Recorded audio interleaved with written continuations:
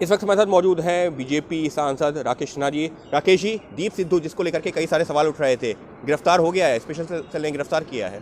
देखिए, विपक्ष इस ऐसी दुर्भाग्यपूर्ण घटना पर भी राजनीति करता है और मुझे उम्मीद है कि इनकी गिरफ्तारी के बाद विपक्ष को अपनी आत्मलोचन करना चाहिए। जिस प्रकार की विपक्ष की राजनीति है उससे कानून व्यवस्था पर ही सवाल नहीं उठता है, बल्कि भारत की अस्मिता, भारत की संप्रभुता से जुड़े हुए उन बिंदुओं पर भी सवाल खड़ा हो जाता है।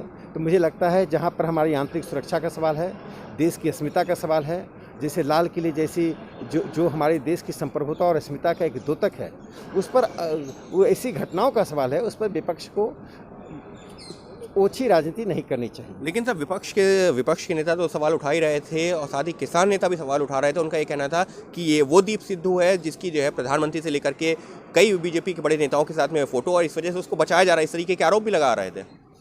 देखिए, जो लोग इस देश में अराजकता फैलाना चाहते हैं और अराजकता फैलाने के लिए तमाम तरह की उन घटनाओं और दुर्घटनाओं का अंजाम दे रहे हैं, वह सभी बातों का अंजाम रूलिंग पार्टी पर देने की कोशिश कर रहे हैं। मुझे लगता है कि भारतीय जनता पार्टी राष्ट्रवाद के लिए समर्पित पार्टी है।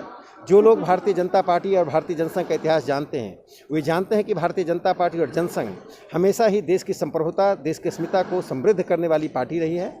किसान आंदोलन के नाम पर जो देश और विदेश की ताकतें काम कर रही हैं, एक विदेश की बड़ी ताकत भारत में अस्थिरता फैलाने के लिए, भारत के आर्थिक विकास को रोकने के लिए, नरेंद्र मोदी जी की सरकार को कमज़ोर करने के लिए प्रयास कर रही है। यह प्रयास चीन से लेकर यूरोप तक हो रहा है। ऐसे मुट्ठी भर लोगों को भारत सरकार जवाब देगी। देश की 130 करोड़ जनता जवाब देने में सक्षम है। बस एक आखिरी सवाल, दीप सिद्धू की गिरफ्तारी के बाद में अब उम्मीद है कि सच सामने आएगा कि लाल किले पर जो साजिश रची गई थी वो किसके इशारे पर हुई थी और कौन कौन लोग शामिल थे? देखिए, पुलिस अपना काम कर रही है। मुझे लगता है कि पुलिस का इन्वेस्टिगेशन सही दिशा में जा रही है।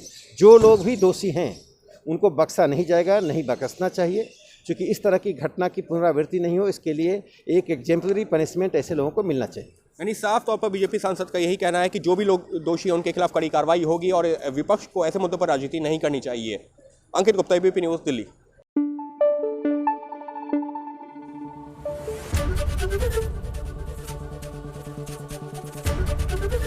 एबीपी न्यूज़ आपको रखे आगे।